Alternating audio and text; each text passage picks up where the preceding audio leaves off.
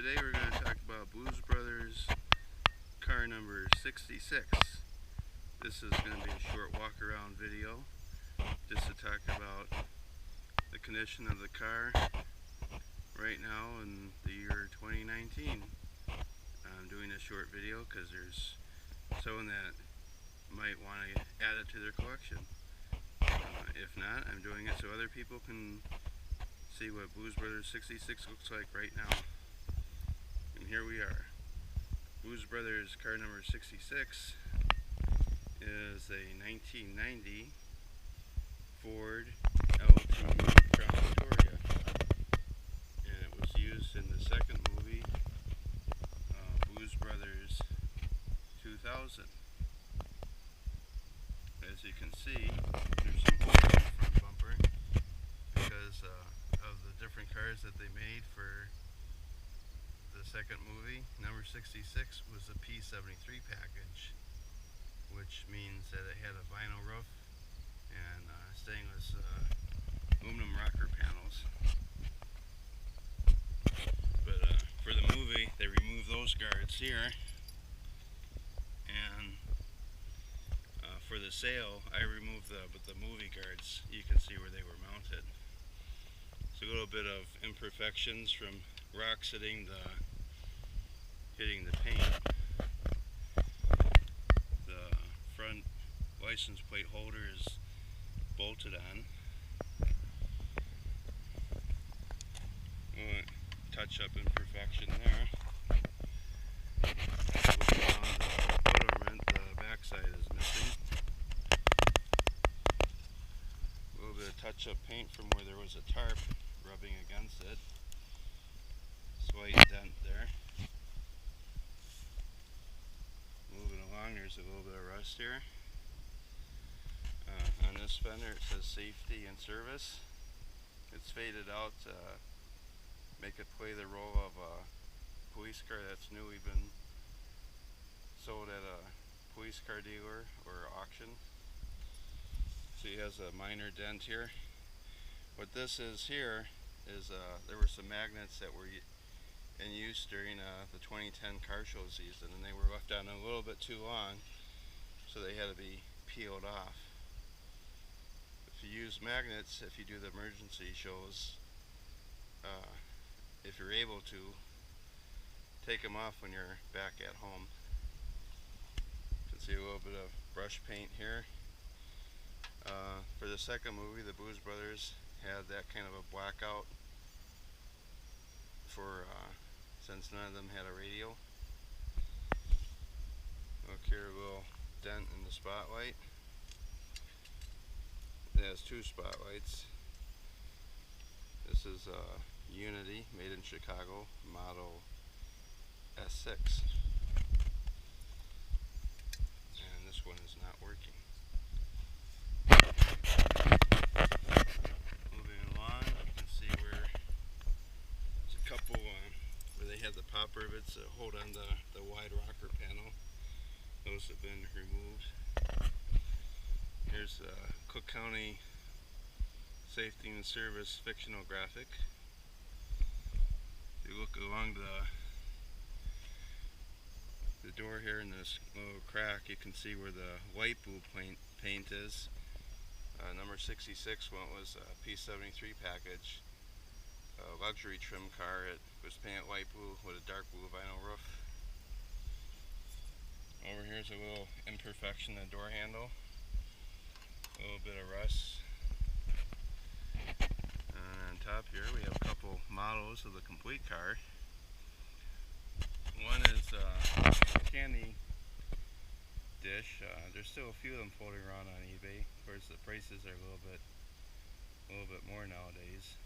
But if you don't have one of these cars, or if you get a replica, it's always nice to have a candy dish if you're able to find one. Johnny Lightning also made the 1/64 scale second movie, Bluesmobile. If you look along here, there's little imperfections in the paint, a little bit of cracking there. And if you follow along here, there's a little bit of rust here.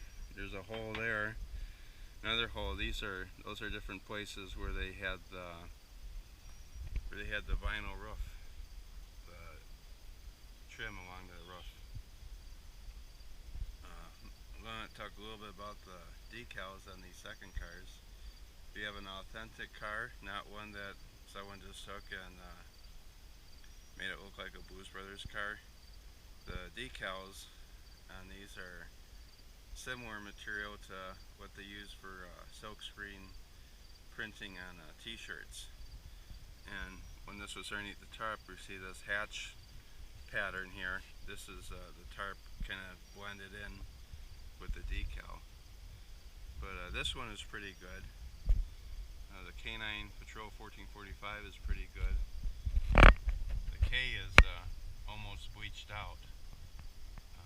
If I end up not selling this vehicle, I may sponge paint it to freshen it up a little bit for the shows. Moving along here. Inside the door. See a little bit of rust on the bottom. A little bit of rust on the interior. For movie cars, they were marked on the front license plate holder. Inside the glove box, you can see 66. They were also marked on the back.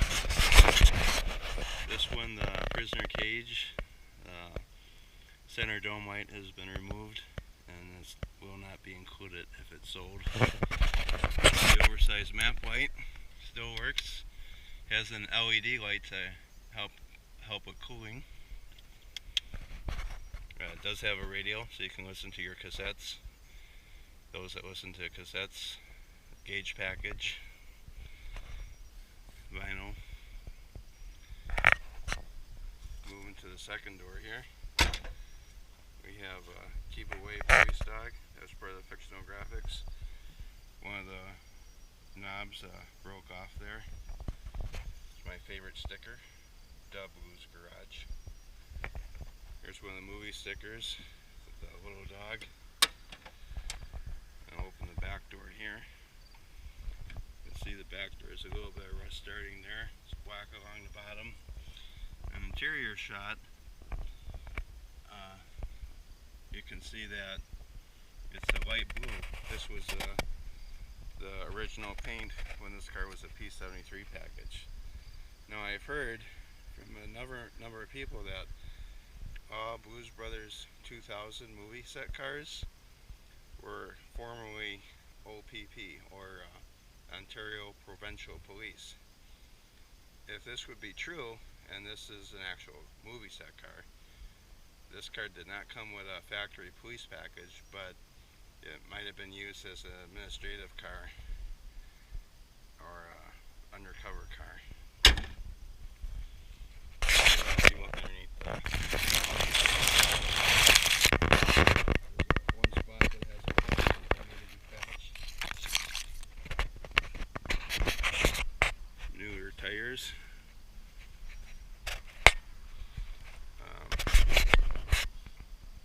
Painting perfection here. One point this trim came off and they reattached it with screws. I just want to point out that there's some yellow paint here, and I'm not sure if before it was a Blues Brothers car, if it was perhaps a Taxi in another movie.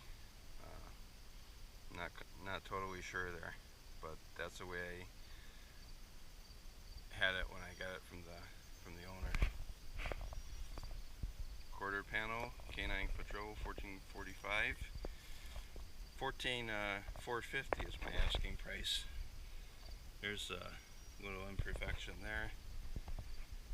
Not because of the condition of the car by no means, but because there's only a handful of these. And as far as I know, the others aren't for sale. It's a sticker I added, slippery noodle in. Later on you'll learn more about that, but apparently the owner is a big Blues Brothers fan too, and has a car similar to this. On the back, the trunk was replaced because of the rust. It was pretty rusty along the back. You note that it has a hitch, class 3, in case you want to do something. Here's the underside of the car. Also, it has bumper strips on the back. It has a little dimple there. If you watch the movie where Elwood and Mac, they're ready to cross the bridge, but the bridge is blocked with police. They turn the car in towards the boat ramp. Well, before they get to the boat ramp, that turn, this was the car that was used in the movie. The rear trunk no longer has graphics. It does have a couple antennas because it was pulled from a used cruiser. The guy in Indianapolis makes these. Fake license plate. There's no lettering, 66 on the back. I won't be including that, but you can find those if you look for them. A little imperfection there. A little touch-up paint there. A little scratch there. A little scratch there. The fuel door has been replaced too. You can see the light blue on the inside there.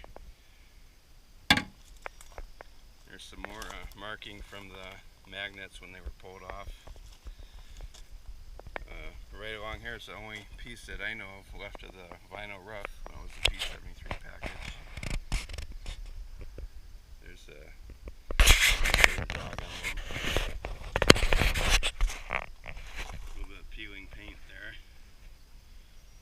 There's the rim. These rocker panels were replaced by me at one point because the originals rotted out.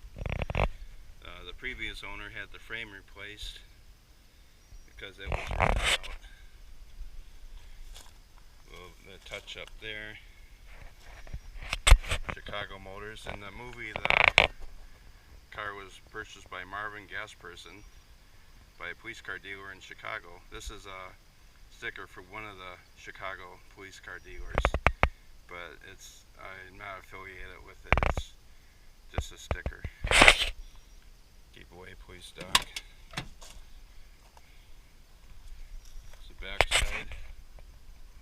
This door here. You can see the light blue paint there. Back side of the car. The back row where the actors would sit.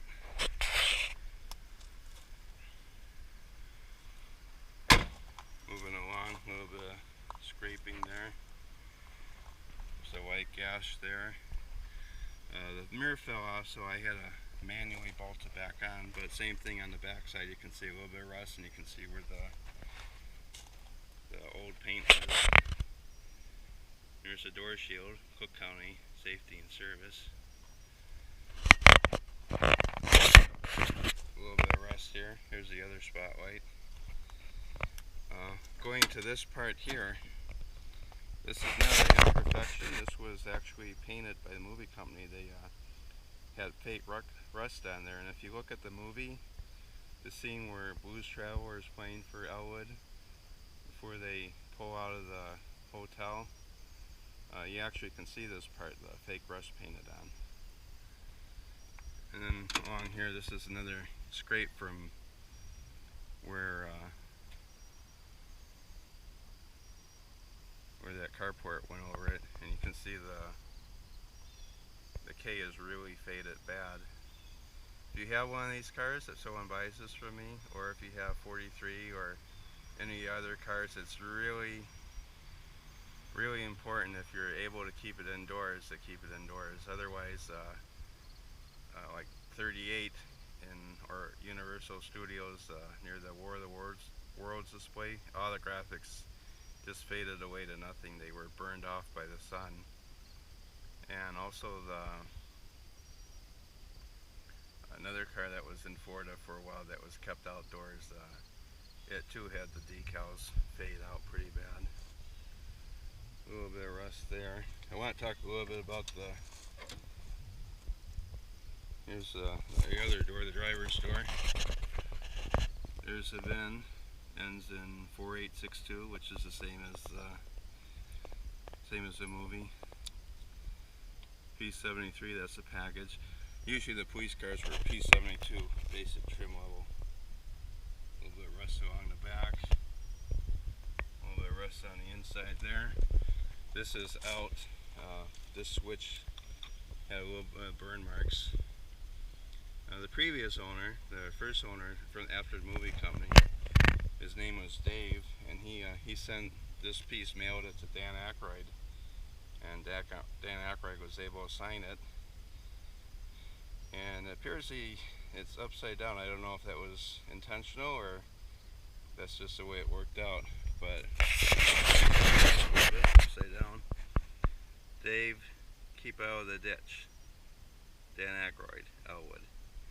So he signed it. Looking in here, there's a certified 0 to 220, which would have been a police package for Canada. It's in kilometers.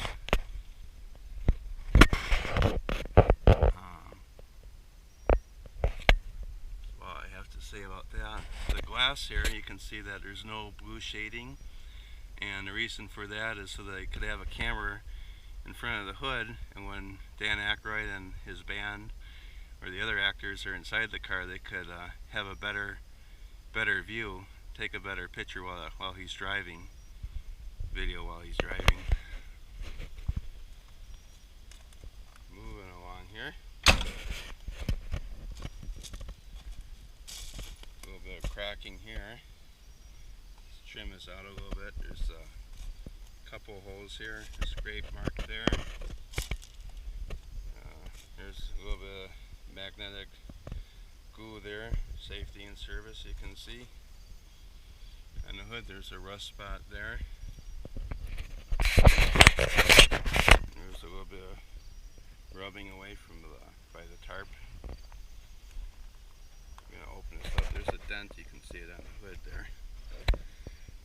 Inside we have a standard 5-liter electronic fuel injection 302 V8.